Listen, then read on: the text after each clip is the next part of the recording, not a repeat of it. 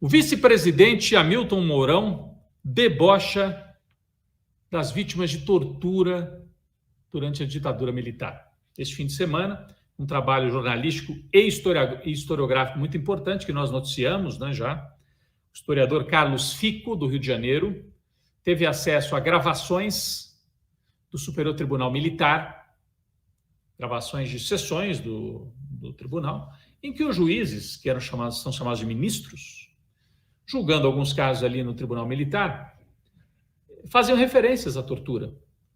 Portanto, deixando claro que a tortura era algo que as autoridades tomavam conhecimento dela oficialmente, inclusive nos tribunais. Alguns oficiais se insurgiam, achavam que era uma vergonha aquilo para as Forças Armadas. Outros tinham uma posição mais duvidosa, de certa contemporização, de entender que era um efeito colateral da guerra que se travava dentro do Brasil. Guerra, entre aspas, que não foi guerra, foi um massacre, porque de um lado o Estado brasileiro e de outro agrupamentos que não conseguiram lutar e trazer a sua resistência, né, que era uma resistência armada em alguns casos, em outros não.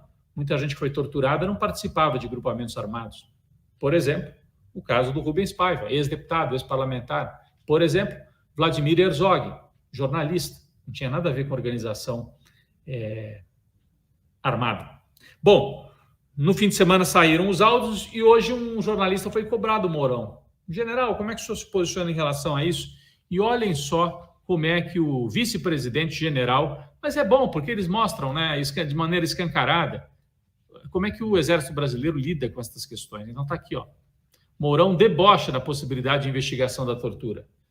Abre aspas. Mas vai trazer os caras do túmulo de volta? Só faltou fazer como o Bolsonaro. O que eu posso fazer? Eu não sou coveiro.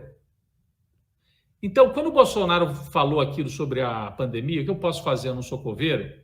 Ele está simplesmente dialogando com a turma dele da caserna, que pensa assim, infelizmente, uma boa parte. O general diz que os crimes da ditadura são coisa do passado e fazem parte da história. Eu queria lembrar ao general que tortura é imprescritível.